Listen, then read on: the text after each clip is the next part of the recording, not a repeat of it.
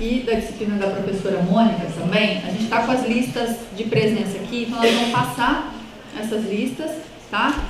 E eu peço para que os alunos assinem as listas, né, as respectivas listas, tá bom? Para contabilizar a presença no dia de hoje, ok?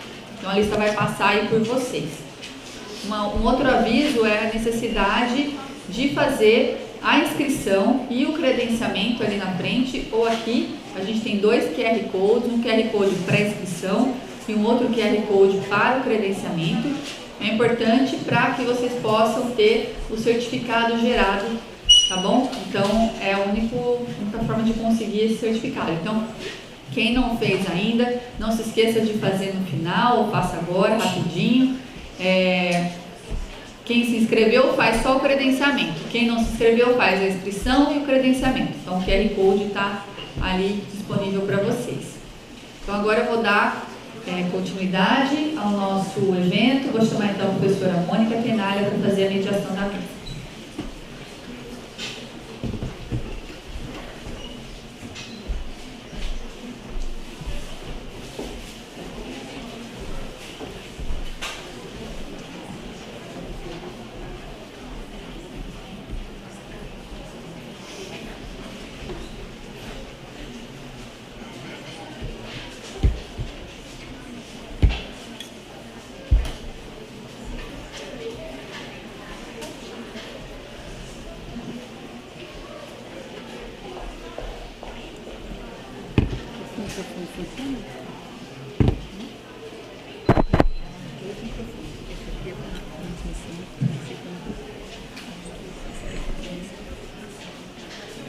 Boa noite a todos e todas.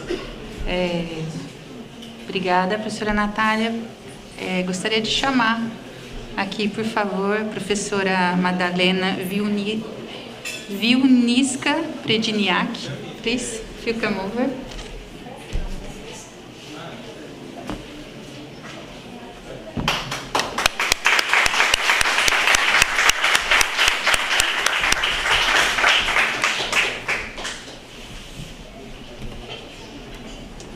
Eu acho que a parte mais difícil é falar o nome dela, sobrenome. We were rehearsing to say your name earlier, and I said you're wrong. Eu pratiquei antes, né, Raquel? Mas mesmo assim foi difícil. Eu gostaria de cumprimentar todos que estão aqui, todas as carinhas familiares que a gente vê aqui no auditório, alunos, principalmente dos ingressantes desse ano. Nós vemos os alunos no primeiro semestre, no segundo. Fico muito feliz com a presença de todos vocês. Lots of students who are starting this year, they are here. Então a gente vai dar continuidade às atividades dessa jornadas arquivísticas que a gente começou hoje cedo.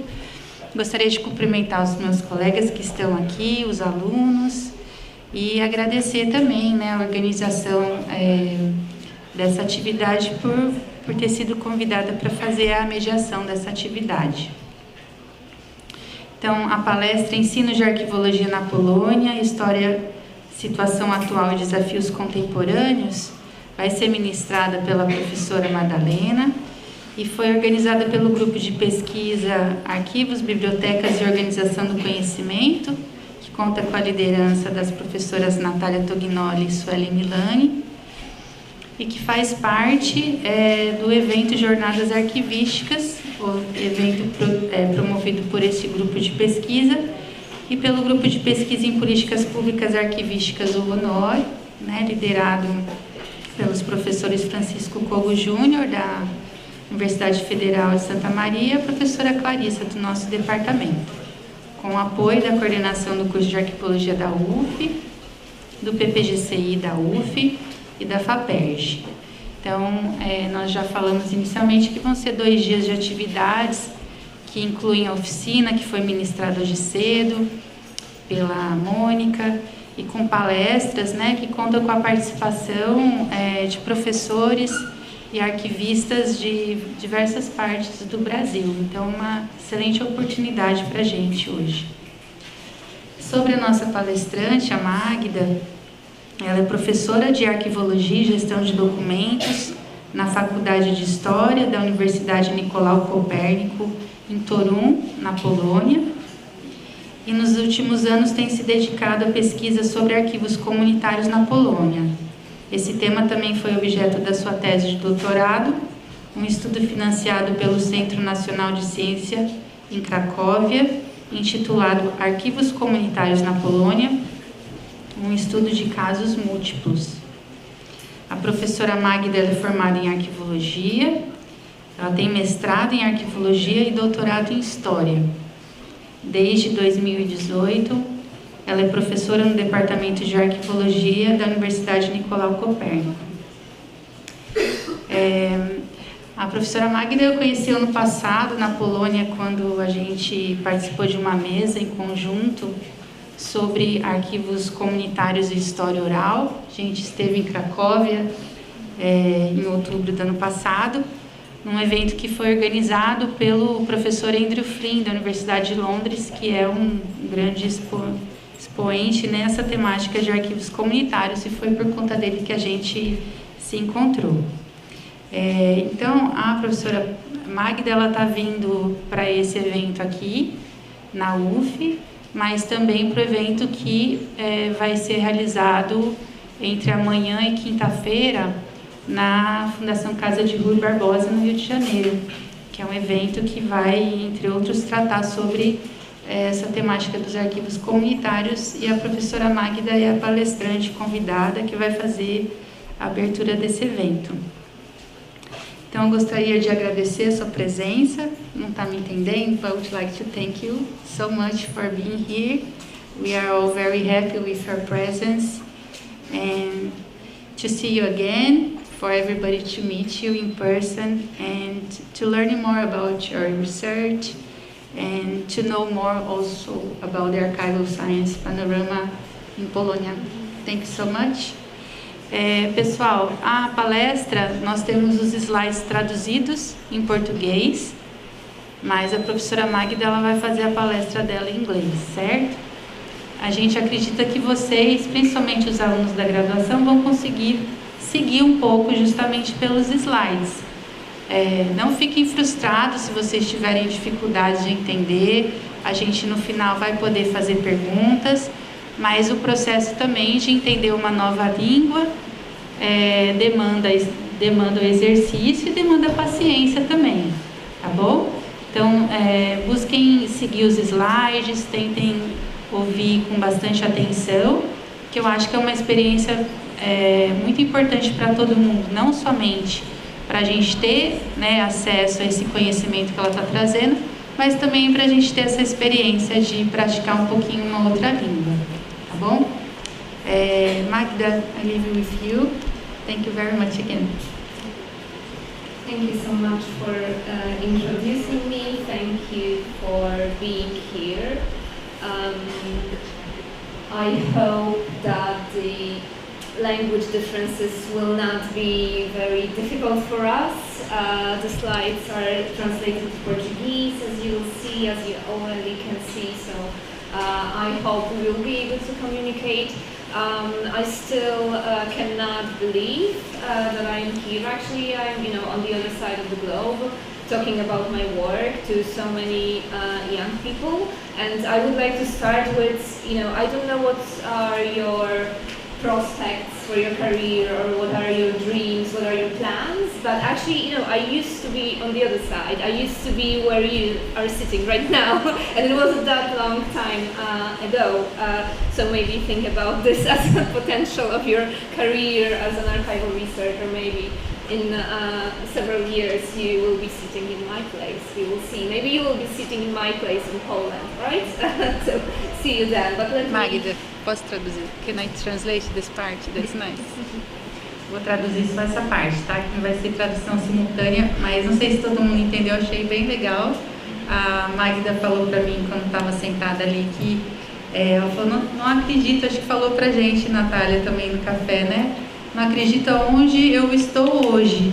Embora ela está sendo muito modesta, porque ela fez um pós-doutorado nos Estados Unidos, you did your post-PhD over the US as well, didn't you? Mas ela está surpresa, ela estava falando, eu não acredito que eu estou aqui no Brasil hoje falando da minha pesquisa.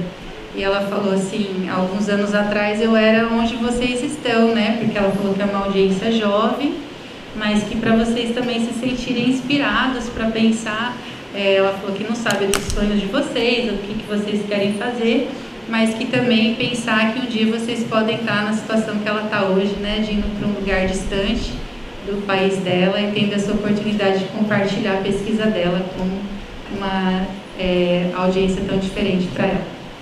Thank you. Okay, so let's begin with the next slide. Or maybe do we have?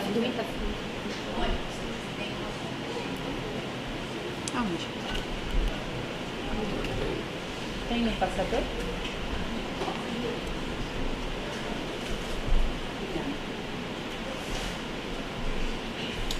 Can I pass?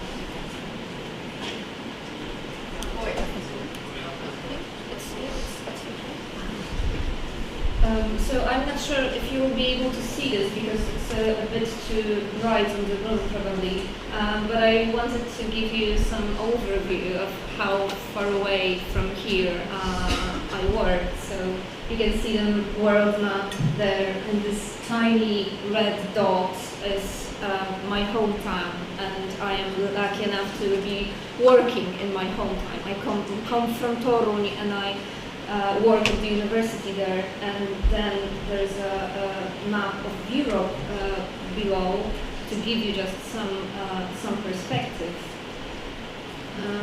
So just shortly, the place I come from.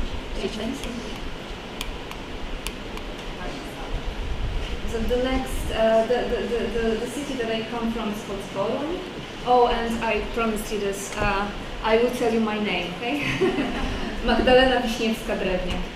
This is how you pronounce it, but I know it's difficult. I was in Canada last month, and we all agreed on Magdalena. that's plenty. So Toruń, it's an old medieval city, not a very big one, but actually I think that's a pro. Everything you need is there without huge crowds. The name of the university, and it's called Nicolaus Copernicus University, comes from Nicolaus Copernicus, the astronomer, and there are, I would say, three main promotional elements of the city. That would be Nicolaus Copernicus. The second would be medieval town, the medieval city center with a lot of red brick, which you can see on the slide too. And the third one would be pierniki, which are gingerbread, the typical sweet that is also heavily connected to the medieval and early modern history of this place. So I represent Nicolaus Copernicus University. I work at Faculty of History. As it was mentioned by Professor Monika, I have PhD in history, though it is not actually part of my identity. I identify as an archival scholar, but we cannot have PhDs in archival science, so legally I had to have it in history. Then another level is Institute of History and Archival Science. And then my department, it's called Department of Archival Science and Records Management, and it comprises, 9 people, let's say, and all of us, we all teach at this program that is called Archival Science and Records Management. Shortly, my road so far, I finished this very program that I teach at now, which is very important for me. I have a bachelor's in archival science and records management and master's in the same program, then, as I said, PhD in history, and since 2018 I have been employed on a teaching and research position that is more or less equivalent to the English name first assistant, then assistant professor. Thank you so much for following my slides here. So I have been teaching many things actually since I got employed. These are just several of the courses, and those that are bold are the ones that I teach now, more or less. Mostly things like introductory courses, the course on community archives as well, archival description, arrangement and description, archival information, archives, heritage and culture, which is an interesting one that's taught in English for international students. And I had some experience with vocational training at some point.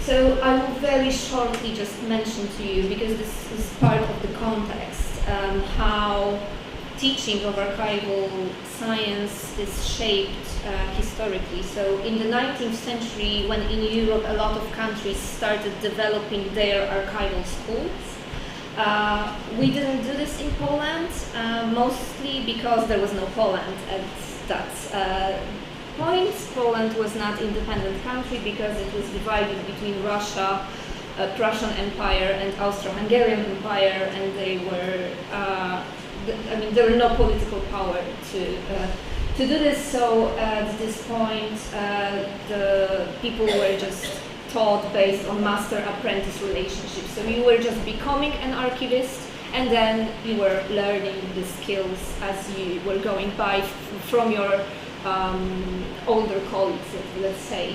And in the interwar period, we had some courses and textbooks published, and even some like public apprenticeship program, but there was still no formal system of training at that point. And actually the beginning of training of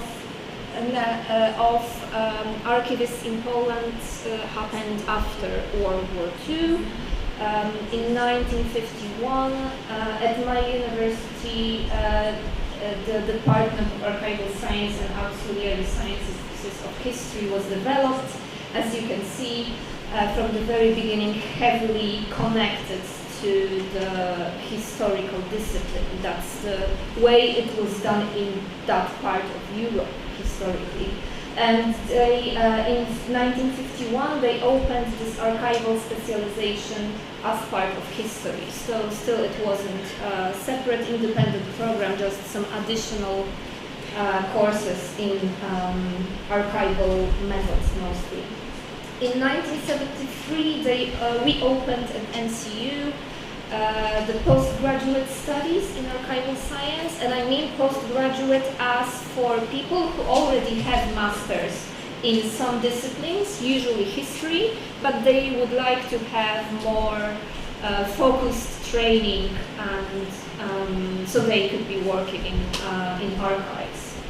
And only in 2006 we opened this independent program called Archival Science and Records Management. In Polish that's Archiwistyka i Zarządzanie Dokumentacją. And I mean independent program, it means that it wasn't a specialization as part of history, right? Now we have, since 2006, we have had this independent program in archives and records. So in 2026, if you count well, in the month we have got 2 anniversaries actually this year. 75th anniversary of beginning of archival science at the university, and the 20th anniversary of opening the independent program. And we will have this anniversary conference, and there is going to be a ball after. So let me tell you a bit about contemporary context. If I can have the next one, thank you. So of course context is everything, for archivists especially, but I will just give you some hints so you will be more able to follow me and maybe understand those details that come later. So Poland is part of European Union, and even before that we joined this European higher education area, and even before, Bologna Declaration from late 1990s. which was supposed to, in a way, standardize higher education in Europe, for example, to allow students to hop between countries during their education. One element of that is that there are 3 levels of higher education. The first one bachelor, the second one master's, the third one doctoral, and we even sometimes say like first level of studies, second level of studies, meaning bachelor's and master's. And then there is also the system of European credit transfer, European credit transfer system, that's the name. These are just, let's say, some points that you are given for studying certain courses or certain semesters, and then you can exchange them, or when you go to a different country, you receive those ECTS points, and then you go back to your home country, and they say, okay, so you can now have this semester ticked as part of your education because you received these ECTS points someplace else, right? Then another element of the context, public higher education in Poland is free, and I mean completely free. Apart from a small fee at the very beginning, which is actually for processing your application, and that would be like, I don't know, in US dollars maybe 25 or something like that. So it's really, really cheap actually. And then you don't pay for studying at the university, of course, you just need to sustain yourself. Study programs are usually ready-made. I don't know what's the system in Brazil, but when you think about American movies, then students there, they have minors and majors, and they make up their own study programs, for example, they make decisions. And in Poland, actually, I mean, there are some universities who try to do something like that, but usually the program is ready-made. So when you decide, it's the same here. Okay, so when so you understand what I mean. So when you decide to study a particular program, you know from the very beginning what courses are there in the program, and even for us at least, what's the order of the courses, right? Okay, so you have the same thing. Then archival profession is essentially unregulated in Poland. That's also an important context here, right? So there are no formal certificates of any kind of organizations, either public or non-governmental, that would be allowed to say that, okay, this program is certified and this one is not. But we are certified as every other higher education program by this accreditation committee, I think that's the name, that is run by the Ministry of Higher Education. But when it comes to professional training of archivists per se, we don't have any particular regulations here. There are other educational centers when it comes to archival science in Poland, and we have got altogether 5 independent programs in archival science. Apart from Toruń, they are in Lublin, Kraków, Warsaw, and again Kraków, interestingly. And then those below, so again Lublin, Poznań, Gdańsk, Wrocław, these are only specializations as part of history studies, right? Interestingly, 3 of these universities are Catholic universities, which you can connect with the fact how Catholic Church is inclined in registering things, right? And historically, actually, it's in Europe still the oldest type of archives, right? The church archives. So there's something here, some connection. There are also courses offered by the Society of Polish Archivists. They are for money and proper money, as far as I know. So the society is actually also a way of earning money. And then there is some vocational education in usually little private schools. You can become archival technician. So it's not actually higher education, but it's this vocational, professional education. And this is actually the only type of archival education that is formalized and regulated on the governmental level.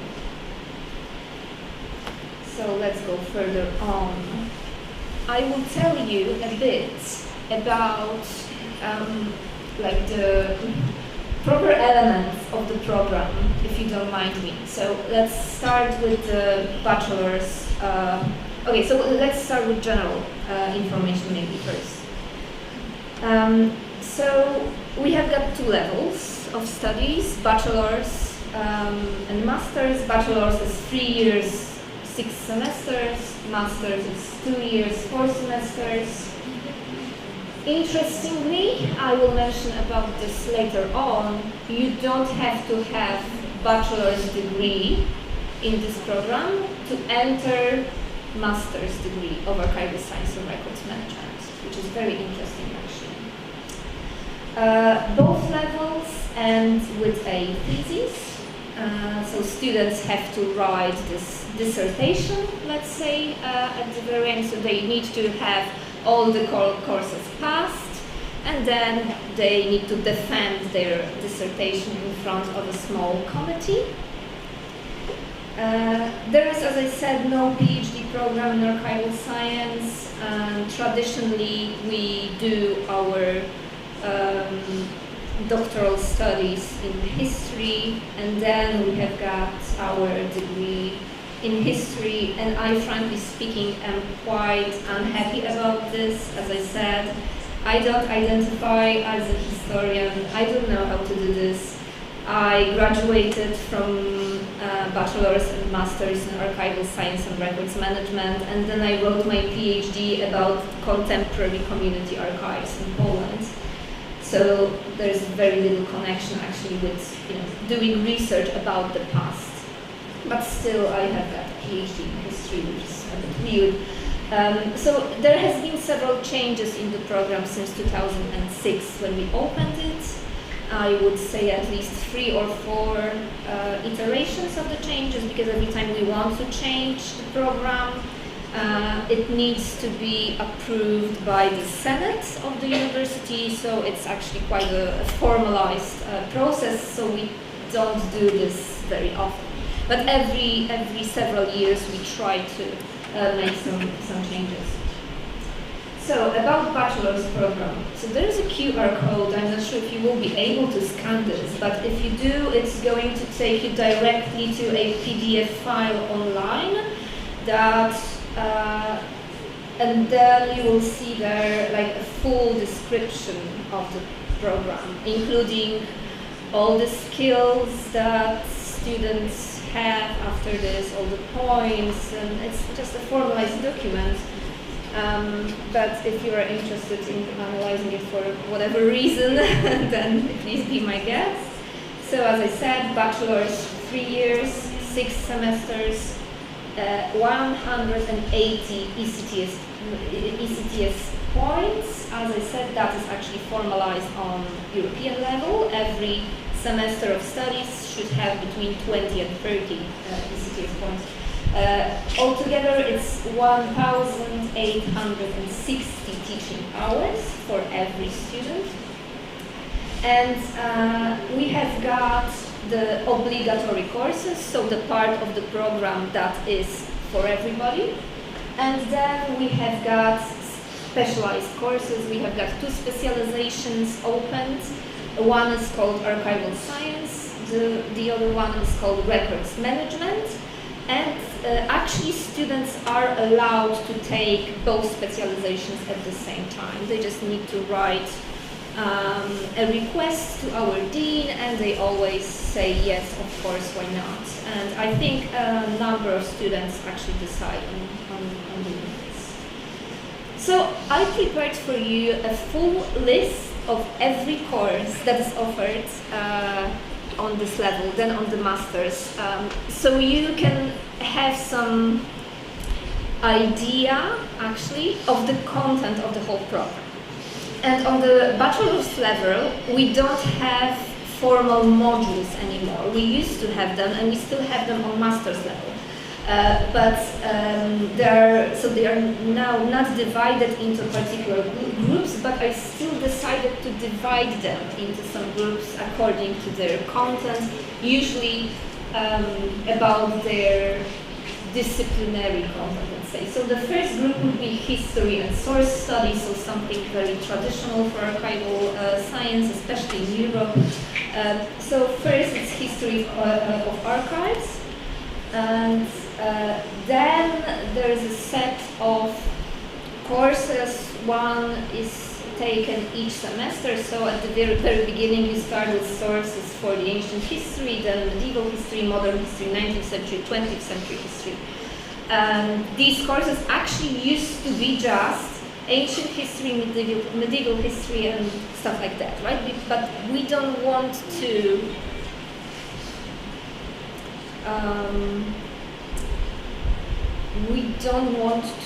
teach historians. I'm not sure if you know what I mean, right? So we don't believe that they actually need that much of medieval history in the program, but still as future archivists they need to understand types of historical sources that were produced in the medieval times, right? So we made this change recently. And then there is a set of courses about history of, let's say, political systems and administration.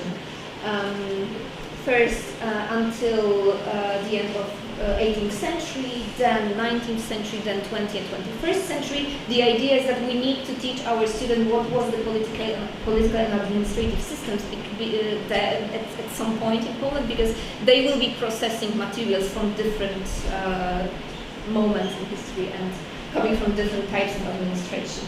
Then different module, I called it archival science, so more or less typical courses for archival methods and doing archival work, let's say.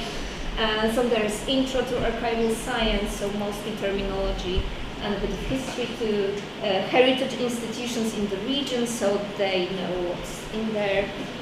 Development of chancery forms, or other like office forms, so types of documentation historically and how they change and what types of records we do have now.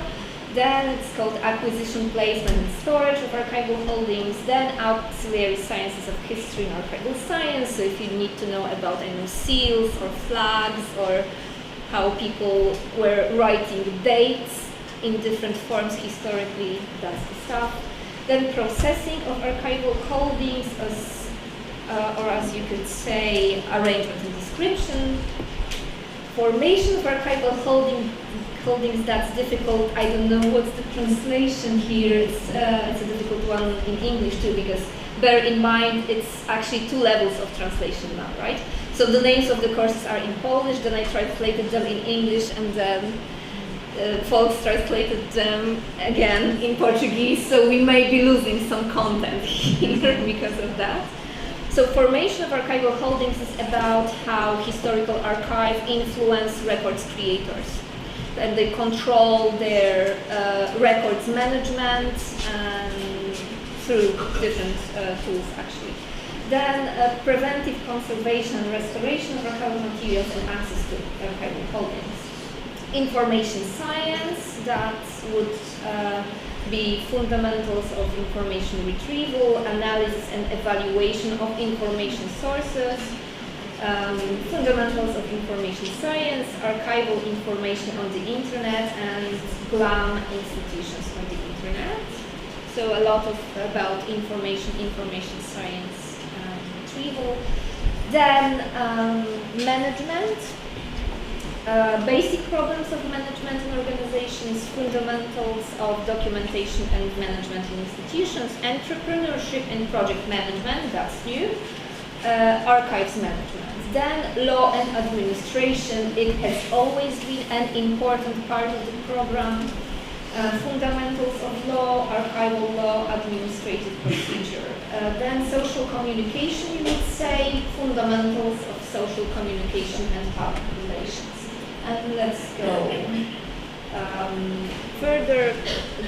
The next one I called contemporary documentation and contemporary technologies, and that's digitization, contemporary office practices, records management in, let's say, current or in-house archives. Again, difficult translation probably.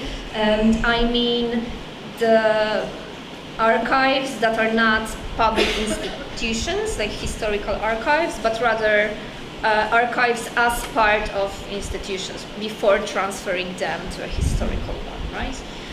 And electronic documentation, that will be part of it too. Then a bit of research methodology, including bachelor's seminar, and there are some other components.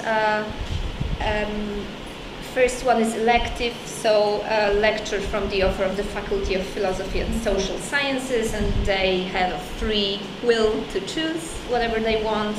Another one is a lecture offered by Faculty of History, but from for different programs, so they usually pick history. Then they have foreign languages. The first one would be contemporary foreign language. Usually they pick English, but they can also pick German, French, Russian, Spanish, I think, maybe some other stuff too. The second one would be language of historical sources in Polish lands. Historically, that would be Latin, German, or Russian.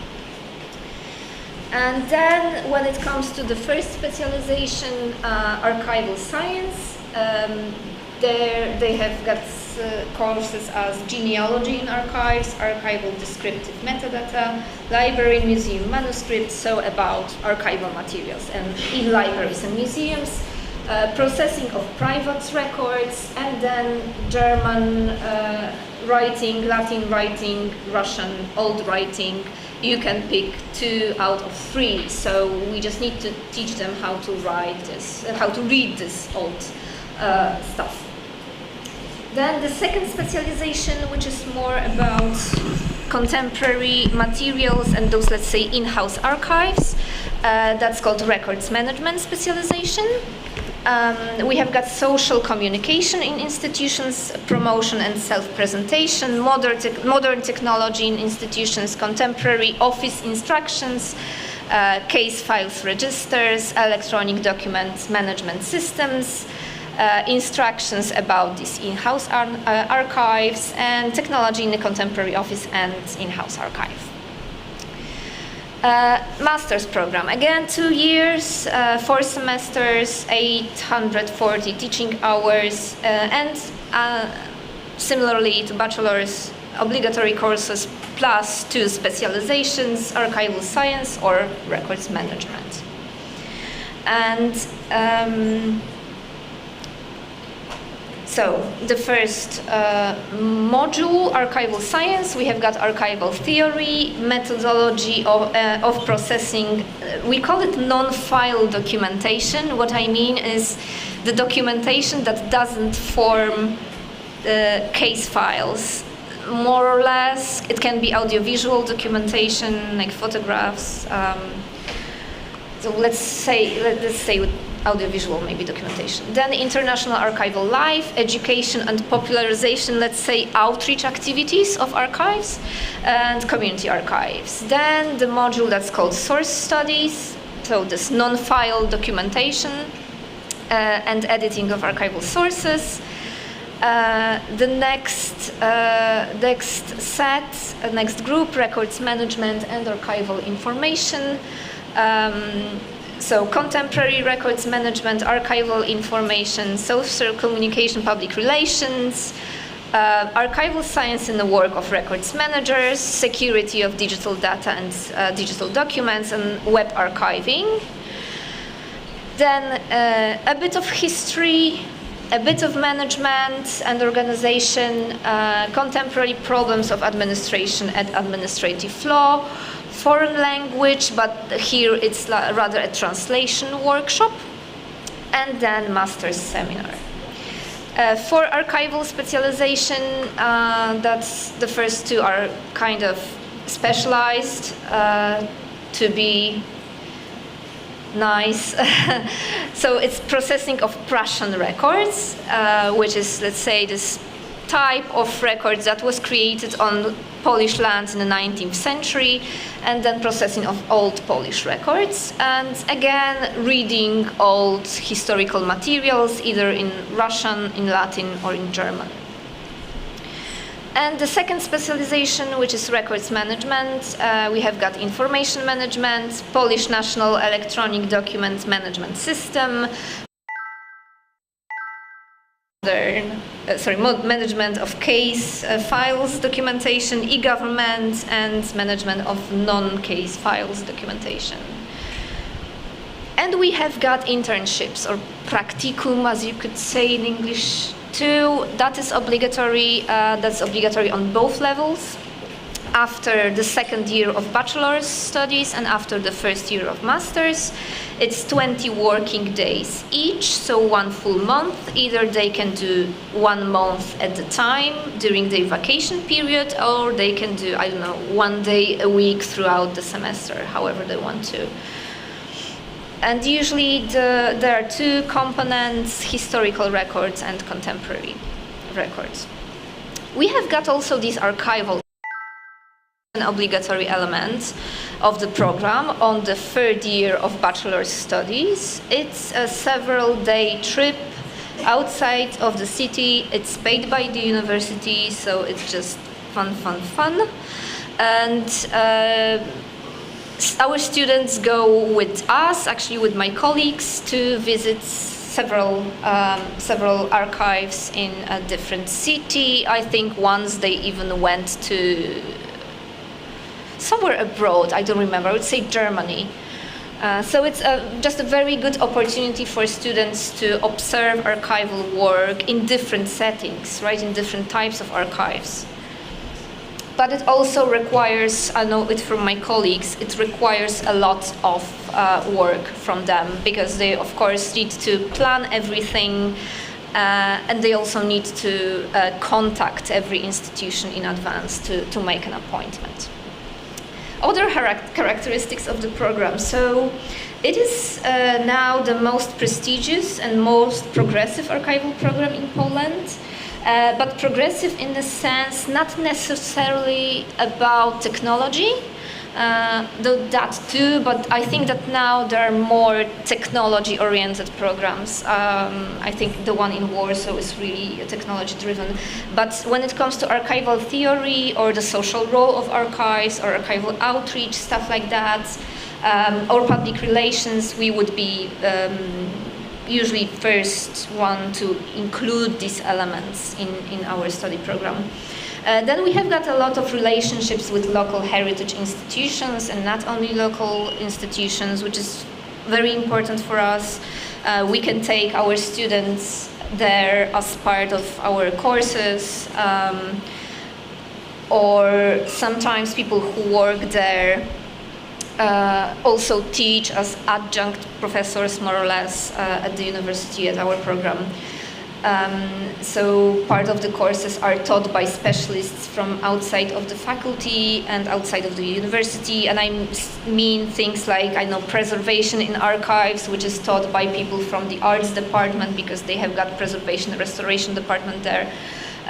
Or people from, I think, archives, the diocese church archive in Toruń, with whom we work with as part of digitization course. And actually many of our alumni find jobs in the field, which is quite unusual for the humanities. And when it comes to the Faculty of History, so other programs, which is mostly history, very little of their students actually find jobs in the field. We have got much bigger numbers when it comes to this. So let me now tell you about contemporary challenges, and I think it's going to be quite an interesting part of the talk, because of course we all do have our challenges, but they are very different locally. So first, definitely the first one would be shrinking number of students. And first of all, generally in Poland, I don't know how is that here, but we can see that fewer and fewer young people want to go to the university. Because I think a lot of them don't think now that this is something that is really needed for a good career. I mean, still, as I said, higher education is free in Poland, but sustaining yourself, so if you don't live in a city with a university, actually, it might be quite expensive for you to rent a flat in Warsaw, right? And a lot of young people just don't believe it's an investment worth of making. And the second element of that would be also shrinking number of students in the humanities and social sciences. If young people want to study, they want to study something really hard, I don't know, IT, biology, medicine, maybe law, right? Something that is strictly connected to a profession that, by the way, is going to give you good money. I'm sorry, but heritage institutions in Poland are not gold mines, okay? So probably people don't earn very good money there. So we have got a shrinking number of students, also because of demography, right? So my country is shrinking terribly. And when I went on this program, it was 2009, there were, I believe, 75 students in my cohort, so starting at the same moment as me. On history program, there were 200 of them.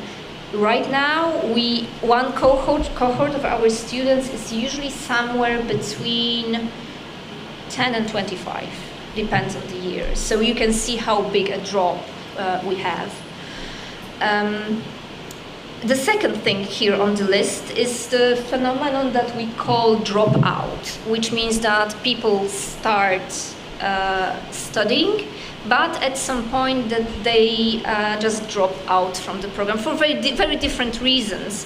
I mean, they can get pregnant, or they need to take care of their elderly parents, or they just don't like the program, or it's too difficult for them, or they have got health issues or family issues or whatever, right? But actually right now dropout is a serious problem generally in European universities. There are even some governmental and EU-funded programs that are supposed to make the dropout a little smaller. But as I say, it's always going to be a part of this experience, because life changes, and students have also different expectations about studying sometimes. And the third one, I called it "Are Students Even Ready to Study?" And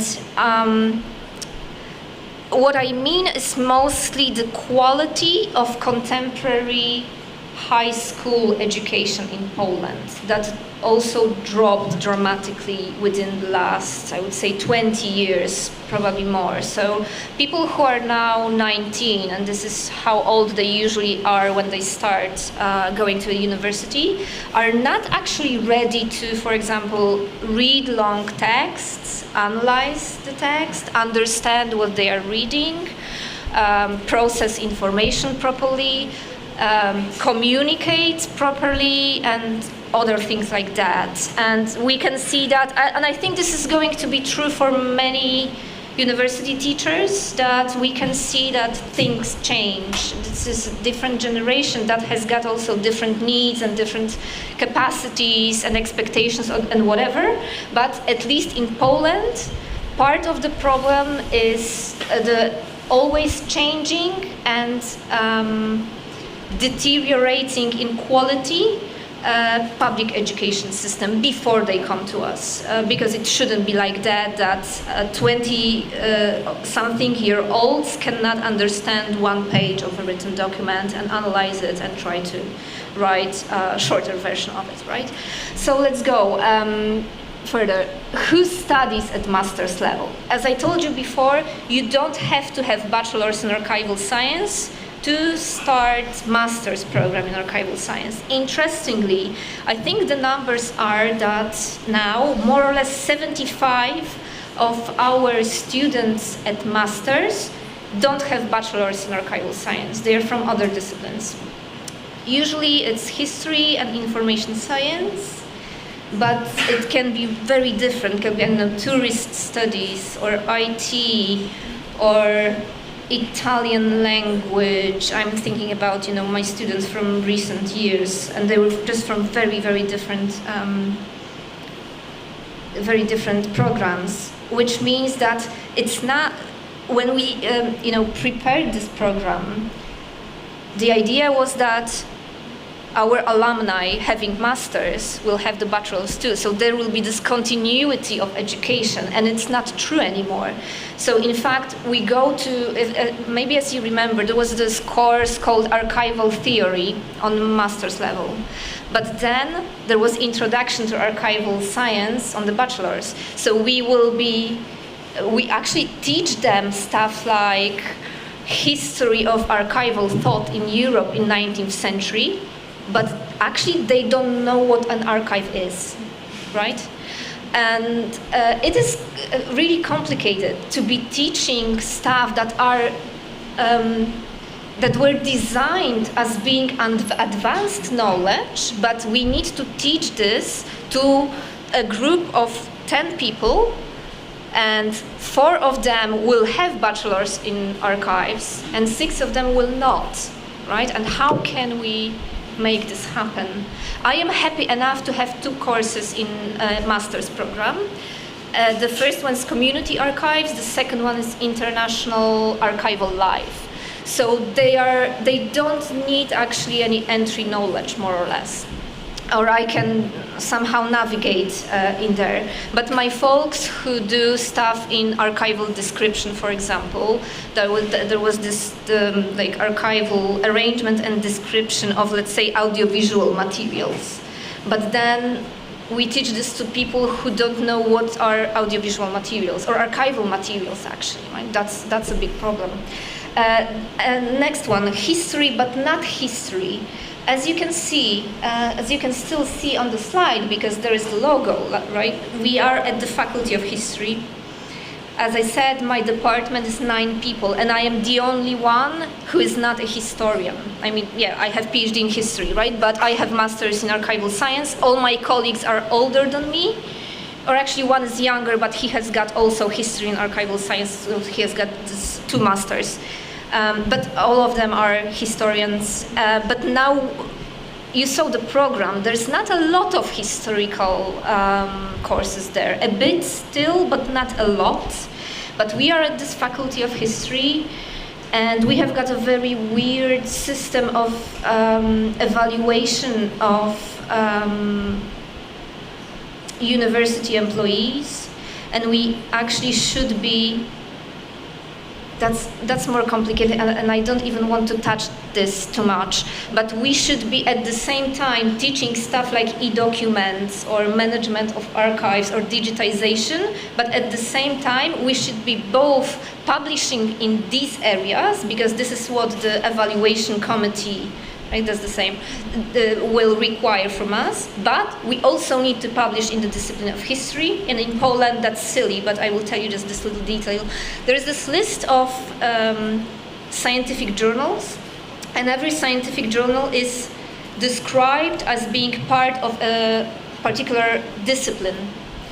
And we are in the discipline of history. So in fact, I should be at the same time publishing about community archives or stuff like, I don't know, arrangement and description on international archival life, and something about history.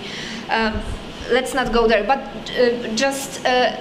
it's a very difficult situation for us, being so in the middle of several disciplines, but also in this evaluation system that tries to push us towards history, which is just silly, but we cannot do anything about this. And as you saw, there are many disciplines there, many different aspects of archival work. But how much can we fit into one program, actually? Every time we can see that, okay, there's this new thing that we would like to teach them, like this entrepreneurship, or stuff like this new technologies, e-documents, digitization, archiving internet, right? But every time we see that the archivist should have another skill and another skill, we just add to the program. And frankly speaking, what we remove are historical courses. but at some point we won't be able to fit more. Every balloon pops at some point. And I don't know what to do with this, actually. And I think at some point we will be in the situation that we will have to sit down and rethink the program, maybe go into this quote-unquote American system where we allow our students to decide, do you want to be a specialist in medieval history and reading old Latin texts, or you want to be entrepreneurship about public relations and about public administration, or you would like to be into e-documents, digitization, AI, and stuff like that. And then you are responsible with about your choices, do what you want to do. But of course, this situation is a bit complicated from our point of view as teachers, right? Because we need to have a particular number of teaching hours every semester, every year to be employed full-time. And then we kind of lose control over the number of our teaching hours, because we don't know how many students will pick this or that course. As I said, every cohort is somewhere between, 10 and 20 students, more or less. So if nobody is going to have my course in community archives and then my course in international archival life and then something else, then what? I'm unemployed because of that? What are we going to do with this, right? So it's just a bit difficult from the other side, from looking from the point of view of managing the university and managing teaching at the university. But I, as a student, I think I would like to have this opportunity. On the other hand, I'm not sure I would be wise enough to make good choices. I don't know if you know what I mean, right? So my example is that I actually finished the specialization that's called records management because I didn't want to learn history. That was my only reason for picking this specialization, because it had fewer courses in history, and this, reading old Latin or reading old Russian text, that wasn't for me. But I have nothing to do with records management now as a scholar. Actually, I have more to do with this archival specialization. So in a way, I think I made a bad choice at the very beginning of my education. It didn't impact it hugely, but after all, what if our students are going to make bad choices? Here, when the program is ready-made, we at least believe that there's, as I said, 9 of us, and we are in very different ages with different areas, different focuses. So there is this, let's say, collective mind making the decision for the students right now. But I don't know for how long it's going to work. Thank you very much.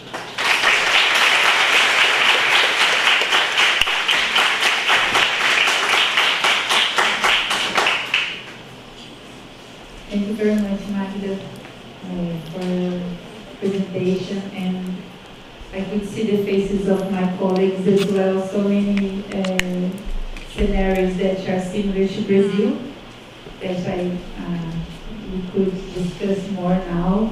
And thank you for bringing in such a depth the structure of the courses and to give this of em Polônia as well. Eu queria, primeiramente, vocês conseguiram, a maior parte de vocês seguir o que a professora Marina estava apresentando, os slides. Imagino que ajudaram, né, a ter esse cenário, esse panorama da arquivologia na Polônia.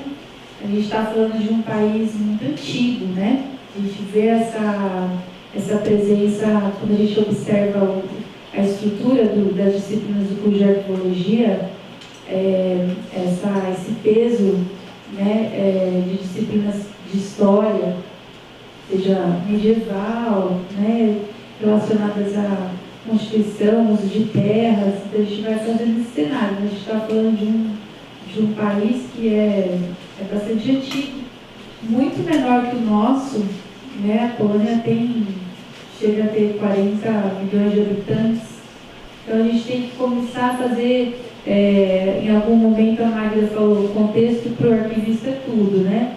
Então a gente vai pensando no cenário que ela estava apresentando, né? Desse país.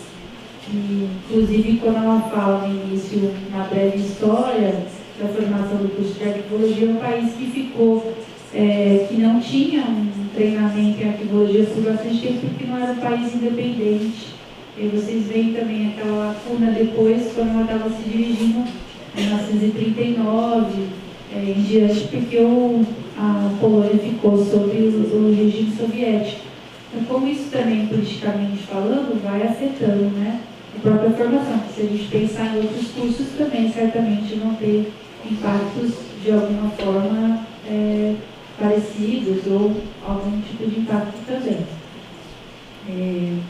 Eu queria primeiro abrir para as perguntas, porque se vocês tiveram dúvidas de entender alguma parte, não precisem ficar com vergonha de perguntar. Se vocês quiserem fazer comentários sobre o que vocês viram, né, da grade curricular, principalmente eu acho que nesse final dos desafios, né, do perfil dos alunos na arquivologia. Eu, assim, poderia ficar falando aqui, não sei, clarificando também partes que a professora Magda falou, e às vezes por causa do inglês, alguns de vocês podem não ter entendido. Eu fiquei pensando que alguns anos atrás, eu tinha uma professora da África do Sul que foi para a Universidade Federal do Pará, onde eu trabalhava, e ela ficou um mês lá com a gente e fez uma apresentação parecida. Só que a universidade dela é online, Universidade da África do Sul. E aí os alunos ficavam, por que a gente não pode ter aula online também, ser um curso online? E quando a Magda foi mostrando as disciplinas, fiquei pensando também, se vocês ficaram comparando, por que a gente está tendo essa disciplina e não tem a outra, né? E a gente faz essas comparações. Então, queria perguntar se alguém quer fazer algum comentário inicialmente, quer fazer alguma pergunta, alguma dúvida. Bianca, por favor. Bianca is our colleague here in the department as well. She teaches archival science and librarianship. Hi, good evening. Bom, vou perguntar para ela como que ela apresenta alguns eixos, né, do currículo, e eu gostaria de saber mais sobre qual, na visão dela, seria um eixo predominante. E ela também fala de um elemento progressivo, mas não necessariamente tecnológico. E aí vou perguntar sobre o uso de IA, como isso é tratado, né, lá no curso de Arquivologia. Well, you have outlined several axes of the curriculum. So, how would you describe its primary focus, and do you think, how do you think the course or you addresses the needs of the students, and how can I say,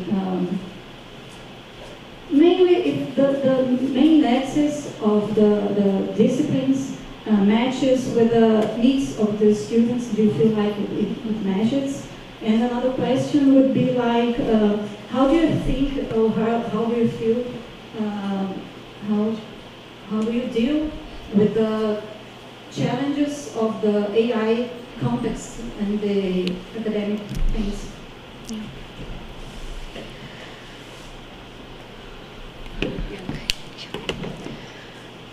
I hope I understood the first part of the question about the needs of our students, right? How they envision their education, what they need in the job market, more or less. If it matches with the main axis of the course. Mm-hmm.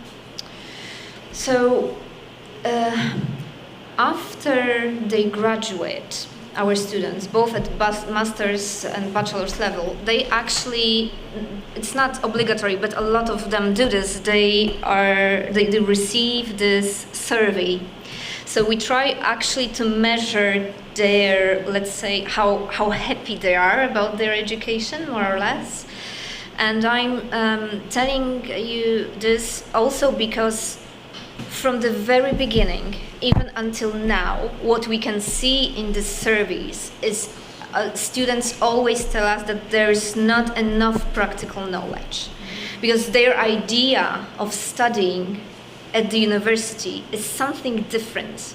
And sometimes we think that they actually want to be doing things all the time, but that's silly. I mean, it's a university. It's not a professional, vocational education. We want to, okay, we show you some, I don't know, IT system for archival metadata, for example, the one that is used by state archives in Poland.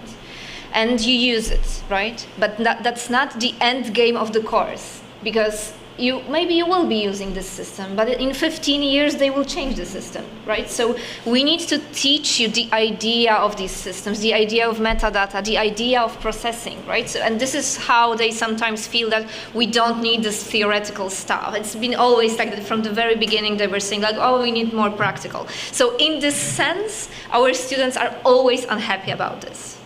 And I think that we just accepted it, because they would be willing probably to change the idea of the European idea of university as this, universal general knowledge that then can be turned into practical knowledge. And I think that a lot of our students also dislike history courses, as I did, and I understand them completely.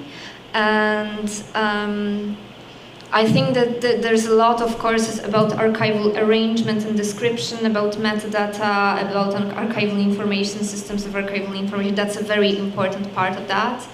And that is actually quite specific in Poland, because we tend to, in historical archives, put a lot of work into archival description. I won't be going into any details, but we have got these inventories of archival fonts that are not just lists of items, but they have actually this monograph, this introduction about the history of the materials, the history of administrative periods or whatever. And actually this archival description is seen as like scholarly work in historical archives. And there's a lot of this. So I think that that's an important axis of the program, description. That's very big.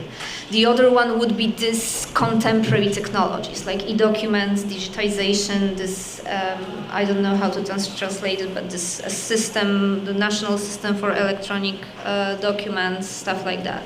That's also very important for our students, and we can see that they see this as the future. But then again, I think that we cannot just teach them these tools without thinking about the bigger picture, right?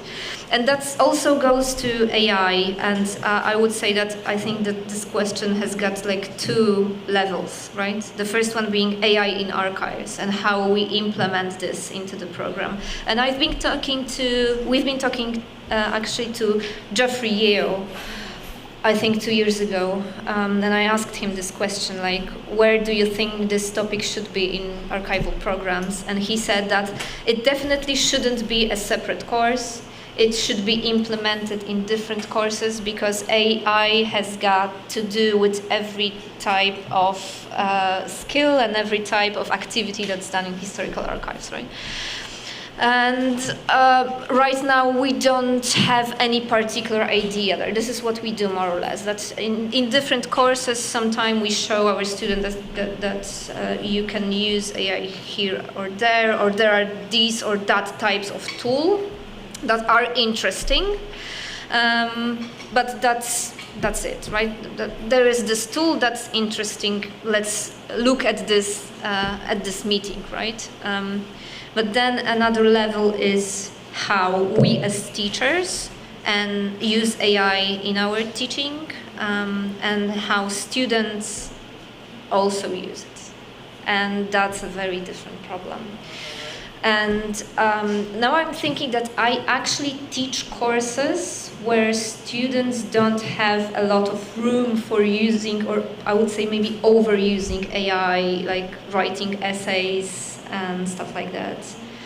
And I am not a tutor for writing theses, bachelor's and masters. But I think my colleagues have quite a big issue with this, and we need to learn how to live with it. But of course we probably have this too, like this tool for that flags content that could be AI created. That's the only answer we have got now, far from perfect. Thank you. Pessoal, seguiu o que ela respondeu para a professora Bianca? Né, eu acho que, assim, de forma bem, se alguém não estiver entendendo, eu queria destacar que ela apontou que muitos alunos dela, eles reclamam eles gostariam de ter mais partes práticas no curso, né? Eu acho que tem gente que reclama também do nosso curso, né?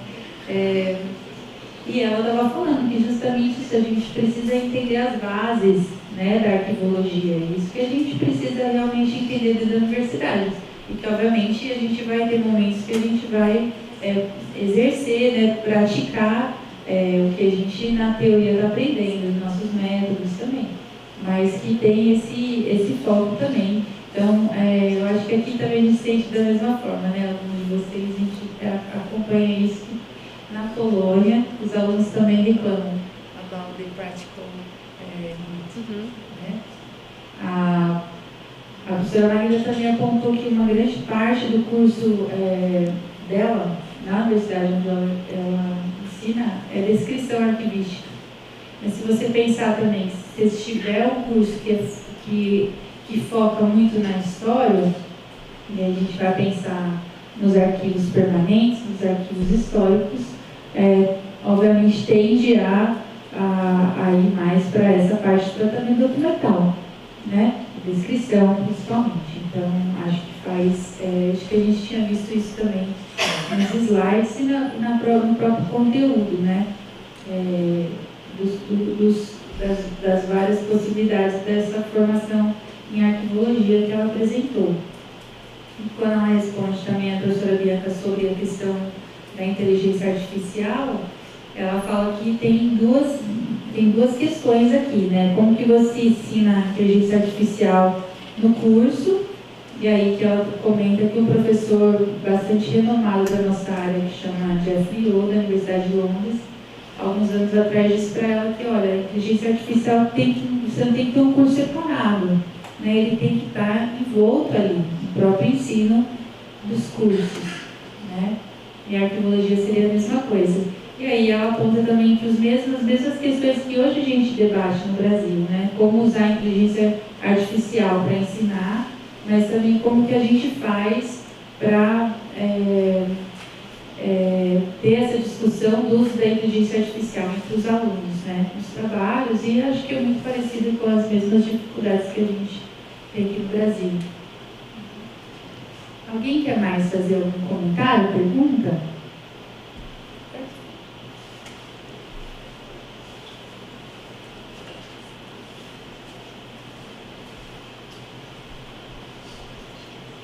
Fala o seu nome, esqueci seu nome. Camila quer fazer pergunta? Posso tentar. Hi, my name is Camila. First of all, thank you so much for the lecture. My question is, you talk so much about Poland and the problems the university have. My question is, how do you think these problems transform the education in archaeology in something more difficult, and how this can be resolved in some way? This is my question. Could you try to rephrase that? tipo de problema você acha? I don't know if a specific problem, but you say de saída de universidade, da saída de evasão, dropout. How can you imagine we can make the course more interesting to these students don't drop out the course in the middle of the way? Okay. Yeah, thank you. Thank you so much for the question. This is something that we have been struggling with from the very beginning, I think. I mean, the bigger the dropout is, the more we try to counteract it with making our teaching, I don't know, more interesting or more relevant or something like that. But I would like to say that this is just part of the problem, right? When you at some point just as a student decide that your professional work as a waiter is more important for you than studying, then it won't matter how interesting or captivating my course is, right? But of course, to some extent, we try to make it better, and at least some of us, I would say, and I'm talking not actually about the colleagues from my department, but maybe wider when I think about other teachers at the university, especially when they are older, they just don't have it in them to make any changes, right? That they teach the same stuff the same way for the last 20 years. And sometimes this is how it is at universities, because universities, historically speaking, they are not very prone to changes. Let's say it's different now, and they are more flexible now than they used to be. So I think I can speak for myself only, but then there is certainly some truth in the fact that, at least to some extent, part of teachers try to make the courses somehow, I don't know, better, more captivating or something like that, to counteract the dropouts. But as I said, we have got limited availability here. For me, I usually try to teach my courses in a slightly different way, at least if I can.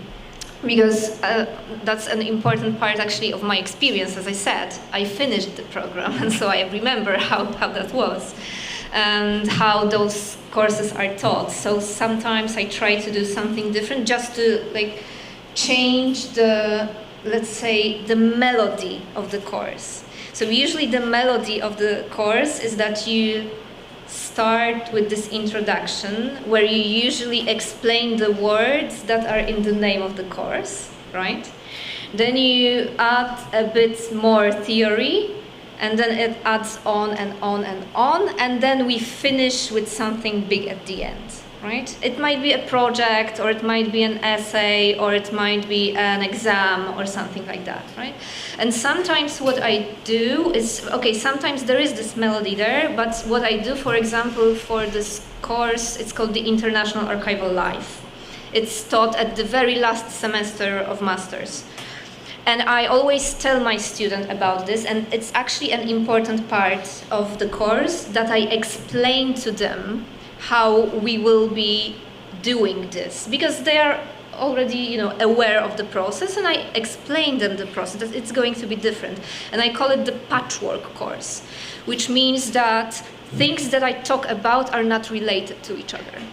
Because I talk about different interesting things in the International Archival Life. I'll talk about the International Council of Archives, or about UNESCO, or about archives in China, about history of archives in China, right? You won't be needing this, but I tell you this because it's interesting, it's something else. And then I add something here and there, and they are not related. And at the very end, this is what my students do as well. So each of them has got a presentation about one aspect of this broadly perceived international archival life. So they teach each other here as well. And it's a different process, right? We don't have this rising melody and something big at the end, right?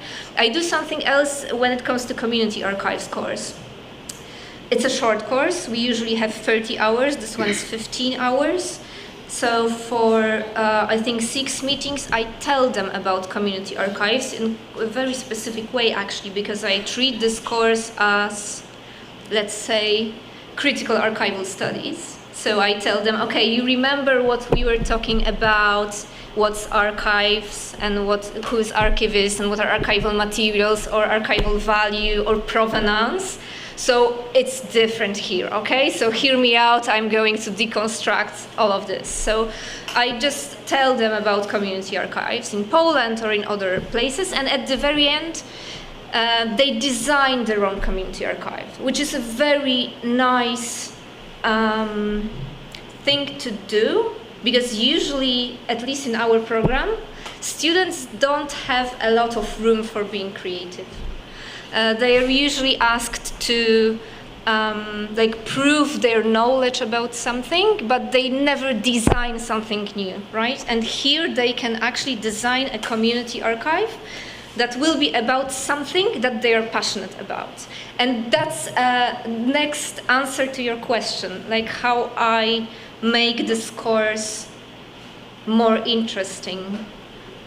I make it in a way that students can connect something they like or something they're interested in with their, let's say, professional knowledge. So I've seen, community archives of board gaming, right? Or some little tiny village that they come from, or community archives of some celebrities and their impact on, social life in some area. So this is a very interesting thing, that they can connect something they like or something they're passionate about or know about a lot with their professional knowledge about community archives that I brought to them during these meetings. And I think that a lot of my colleagues really try their best, but we just have different approaches to this. And one thing that is important, but it's going to be painful, and I'm sorry that I will tell you this, it's not like every course needs to be super fun. You still need to know, definitions or some archival laws or some dates or other stuff. You just need to know this. And we will not, believe me, I hope this is true, we will not remove this from the program just to stop the dropouts. I'm sorry, that's painful. Some things need to stay. And university is not just fun. And I think we need to embrace this, that sometimes we just need to, tough up, learn this and that, even if stuff are not funny or not captivating or not, super cool, right? We just need to be professionals as teachers, because you need to be professionals as alumni finishing the degree. So even if it's sometimes not fun, I would say have faith in your teachers. They usually know what they do.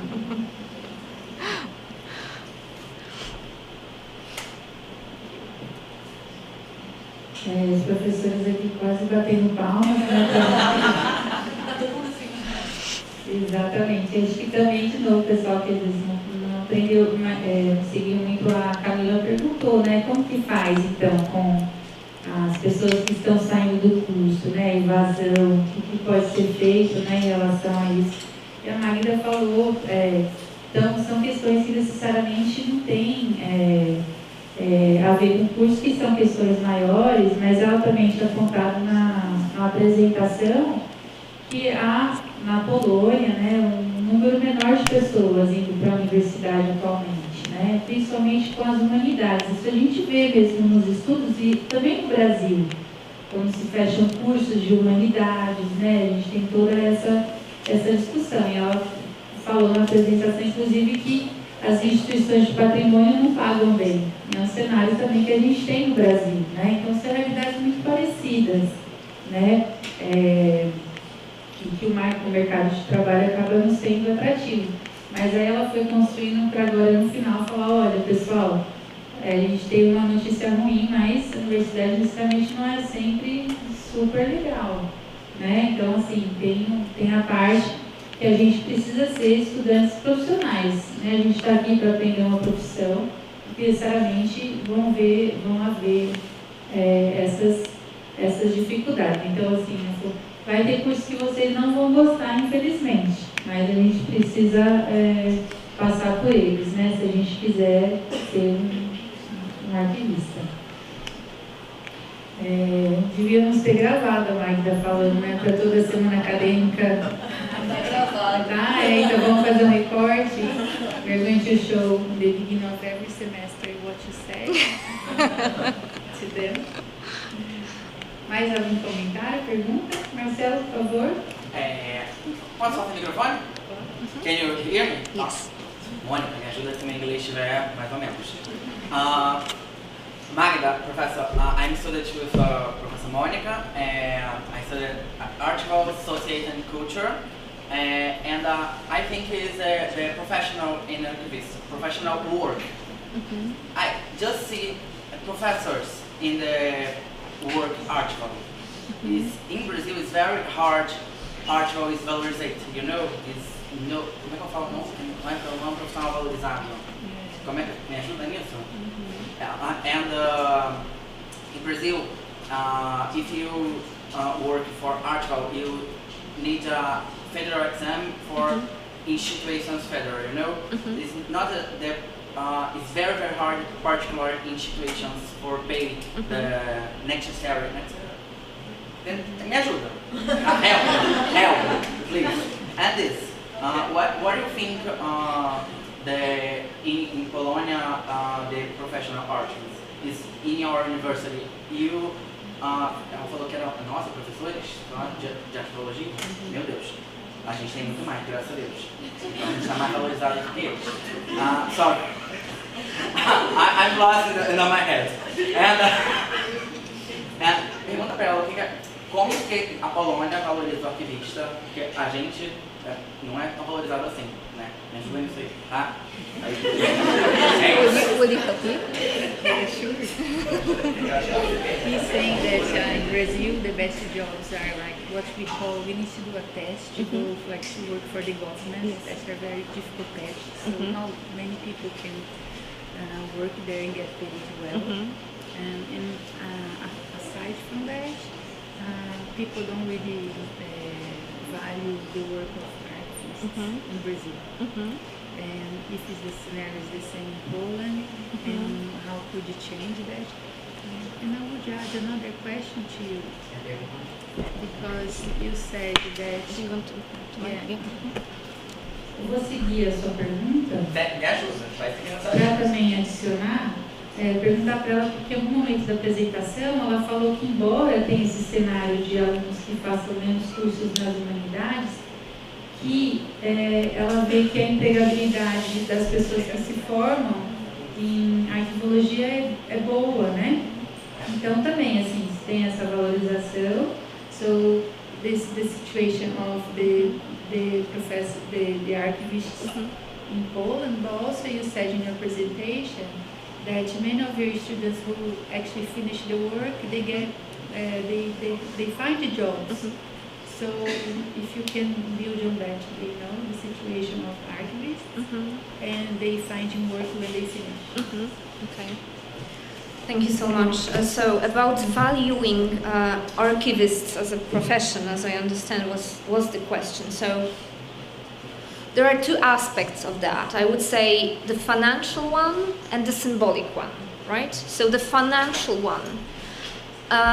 Unfortunately, archivists are paid horribly in Poland. Maybe there is this one institution, it's called Institute of National Remembrance. This is where you can get more or less decent money, still nothing compared to working in probably any international corporation on somewhere between a junior and senior position.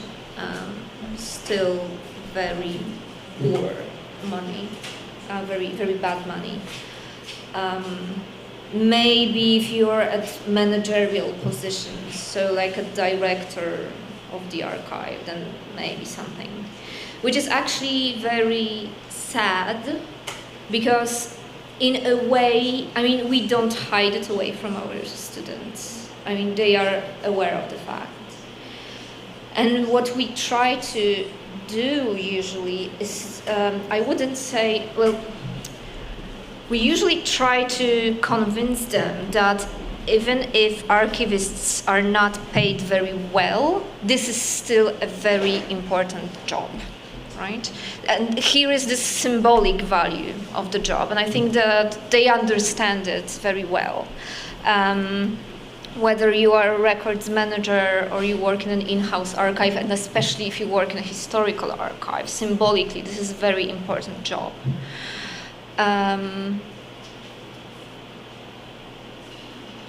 But I think that when it comes to the society, let's say, how people perceive archivists, and I think that they don't perceive archivists at all. I think very few people actually know that there is such a profession as an archivist. And if they hear about it, they probably imagine this elderly man sitting in a basement with the blazer with patches on the elbows, right? And, I don't know, spider's web on his head. That would be the public imagery of the profession, which is very untrue. Especially, I don't know about Brazil, but in Poland it's a really feminized profession. More than, I think, 60% of archivists are women. Then again, very few women on the highest positions in archives. So unfortunately, it means that when it comes to the public perception, there's almost none. So no value put on the profession. Financially, that's bad. But then there's the symbolic value. Though you cannot pay your rent with symbolic value. And I would just like to tell you this, like two stories, short ones, because I think we're running out of time properly. So a friend of mine, he graduated the same year as I did. He went to work in this public institution that more or less is this general administration of roads in Poland, more or less, okay? A central governmental institution. They have their own in-house archive. He was an archivist there. He was earning such a poor money that actually they decided to move him on a different type of position and call him something like, I don't know, technical maintenance worker, because as an archivist he was earning less. And now he's doing the job of an archivist, but technically he's like maintenance stuff. This is how bad it is, or can be, at least in Poland. The second one, that's kind of interesting actually, and I heard about this from my colleagues who organize these archival trips, right? As I said, our students go to those several different archives during this trip, and they meet professionals there. They usually have a tour for the building, which is always fun. They're shown most interesting materials, and they talk to these archivists. And unfortunately, sometimes these archivists aren't very, maybe they are passionate about their jobs, but they're not very happy about the prestige that goes with it, and especially the money. So it's, as I said, we don't lie to our students, right? We don't tell them that you will be, Bill Gates after graduating. They know it's not true. On the other hand, meeting these professional archivists who constantly moan about the money is not very, good for the spirit, let's say. So they also had to navigate these conversations and try to maybe point to this symbolic value. But the thing is that this is how it is, I think, and it's not going to change. And unfortunately, I'm, bringing the bad news, but it's going to be worse in Europe, especially in this part of Europe. As you know, there's an ongoing war in Ukraine, and a lot of public funds in Eastern Europe go to security and national security, and not to museums or archives or exhibitions or higher education or whatever. So unfortunately, depending on the political situation, but it's going to get worse, I think. But still, it's a very, needed profession. And also we try to translate this political situation to this, because I'm not sure if you know this, but part of the, what lies, at least publicly, behind the war in Ukraine is that Russia says that Ukraine is not a separate country, there is no Ukrainian identity or nationality. So it is in a way a historical war. It's a war about history and the past of the Ukrainian nation. So heritage institutions are crucial here in this narrative about this. And we also tell them that we as archivists or records managers, we have got a lot to do with public security and national security, whether it's about records created by national institutions now, whether they are secret or not, but also it's about the narrative about the country, about the region, about the language, about whether we have got right to be here or whether we have got right to migrate or whatever. So archives are a crucial element of the infrastructure of the country, and they are a crucial element of the national security. And in a way, this might be the door that will be used by the profession now, politically speaking, and showing that we are also responsible for the national security in two ways, as I said, when it comes to contemporary national records and when it comes to historical narratives that are built based on archival materials and archives. Só bem rapidinho, que a gente já está avançado no tempo, mas a professora Magda falou mesma coisa aqui no Brasil, né, também, que a gente discute em sala, mas que também é uma área que não é muito valorizada, né, que geralmente os salários não são muito bons. Ela deu um exemplo de um colega, um amigo dela, né, enfim, de trabalho, mas que também ela diz que o futuro na Europa também acaba sendo inclusive mais dificultado em relação a todas as áreas, por causa das guerras. Então, obviamente, os países acabam investindo mais recursos, né, com segurança, por exemplo, e não vão colocar esses investimentos em museus, por exemplo, né? Mas que, por outro lado, ela aponta que justamente nesses períodos, e aí a gente tem uma literatura já muito fundamentada sobre isso, que é nesses períodos, inclusive de instabilidade, que os arquivos eles emergem como sendo essenciais, né, para a segurança pública, porque são arquivos que vão evidenciar, né, com segurança, né, informações sobre segurança pública, mas também que são esses documentos que vão também provar onde as pessoas podem estar ou não, onde elas pertencem ou não, né? Então, que os arquivos, por outro lado, é um problema, mas que também eles devem ser mais valorizados nesses períodos em que a gente vive atualmente. Se alguém tiver algum comentário, uma pergunta, vou falar para vocês virem conversar com a professora Magda agora, né? Vocês ficam à vontade, porque a gente precisa encerrar essa sessão, mas que amanhã as atividades nas jornadas arquivísticas continuam. Também na casa de Rui Barbosa haverá essas atividades com a professora Magda e outras atividades. E eu só gostaria de agradecer, Magda, thank you so much for being here. We ran out of time, but I told the students if they wanted to speak to you now very quickly, that we can carry on the discussion. And thank you so much again for coming here. It was a pleasure. Thank you so much. Thank you.